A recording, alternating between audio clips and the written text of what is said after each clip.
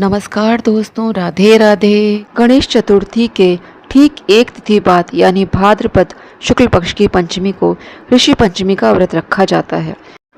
ऋषि पंचमी व्रत कथा। सतयुग में विदर्भ नगरी में शेनजित नामक राजा हुए थे। वे ऋषियों के समान थे। उन्हीं के राज में एक कृषक सुमित्र था। उसकी पत्नी जयश्री अत्यंत पतिव्रता थी। एक समय वर्षा ऋतु में जब उसकी पत्नी खेती के कामों में लगी हुई थी तो वह रजस्वला हो गई। उसको रजस्वला होने का पता लग गया, फिर भी वह घर के कामों में लगी रही। कुछ समय बाद वह दोनों स्त्री पुरुष अपनी अपनी आयु भोग कर मृत्यु को प्राप्त हुए। जयश्री तो कुतिया बनी और सुमित्र को रजस्वला स्त्री के संपर्क में आने के कारण बैल की योनि मिली। क्योंकि ऋतु दोष के अतिरिक्त इन दोनों का कोई अपराध नहीं था, इसी कारण इन दोनों को अपने पूर्व जन्म का समस्त विवरण याद रहा। वे दोनों कुतिया और बैल के रूप में उसी नगर में अपने बेटे सुचित्र के यहाँ रहने लगे। धर्मात्मा सुचित्र अपने अतिथियों का पूर्ण सत्कार करता था। अपने पिता के श्राद्ध के दिन उसने अपने घर ब्राह्मणों को भोजन के लिए नाना प्रकार के व्यंजन बनवाए। जब उसकी स्त्री किसी काम के लिए रसोई से बाहर गई हुई थी तो एक सर्प ने रसोई में खीर के बर्तन में विष वमन कर दिया। कुतिया के रूप में सुचित्र की माँ कुछ दूर से सब कुछ देख रही थी।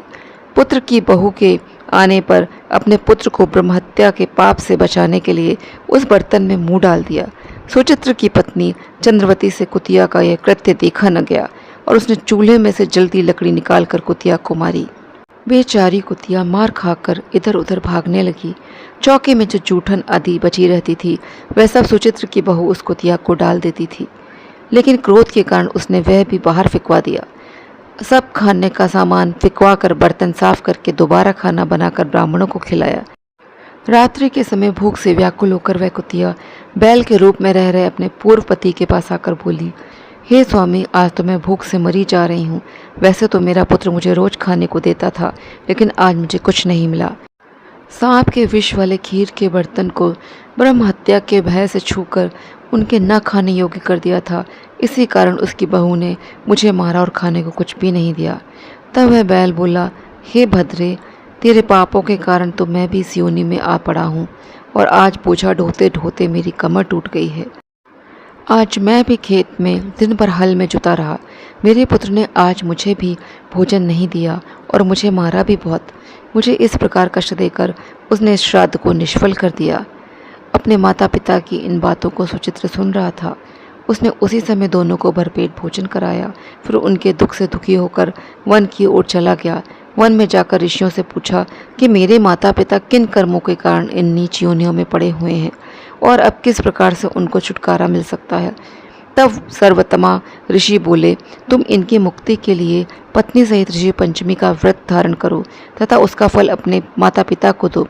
भाद्रपद महीने की शुक्ल पंचमी को मुख शुद्ध करके मध्याह्न में नदी के पवित्र जल में स्नान करना और नए रेशमी कपड़े पहनकर अरुंधति सहित सप्त ऋषियों का पूजन करना।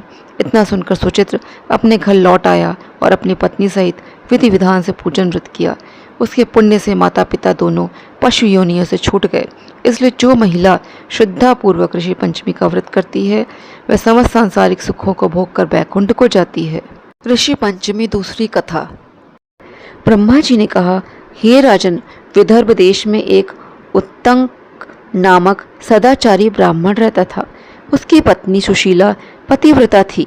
उसके एक पुत्र और एक पुत्री थी। उसकी पुत्री विवाहोपरांत विधवा हो गई। दुखी ब्राह्मण दंपत्ति कन्या सहित गंगा तट पर कुटिया बनाकर रहने लगे। कुछ समय बाद उत्तक को मालूम हुआ कि उसकी पुत्री पूर्व जन्म में रजस्वला होने पर भी पूजा के बर्तनों को छू लेती थी। इससे उसके शरीर में कीड़े पड़ गए हैं। धर्मशास्त्रों की मान्यता है कि रजस्वला स्त्री पहले दिन चांडालिनी, दूसरे दिन ब्रह्मघातिनी और तीसरे दिन धोबिन के समान अपवित्र होती है। वह चौथे दिन स्नान करके शुद्ध होती है। यदि यह शुद्ध मन से ऋषि पंचमी का व्रत करे तो पाप मुक्त हो सकती है। पिता की आज्ञा से उसकी पुत्री ने विधि पूर्वक ऋषि पंचमी का व्रत और पूजन किया। कहा जाता है कि व्रत के प्रभाव से वह सारे दुखों से मुक्त हो गई। साथ ही अगले जन्म में उसे अखंड सौभाग्य प्राप्त हुआ। तो दोस्तों, आज का वीडियो मैं यहीं पे समाप्त करती हूँ। वीडियो में दी गई जानकारी यदि आपको उपयोगी लगती है तो वीडियो को लाइक करें, शेयर करें। यदि चैनल पर पहली बार आए हैं तो चैनल को सब्सक्राइब ज़रूर करें। जय श्री कृष्ण, जय श्री राधे।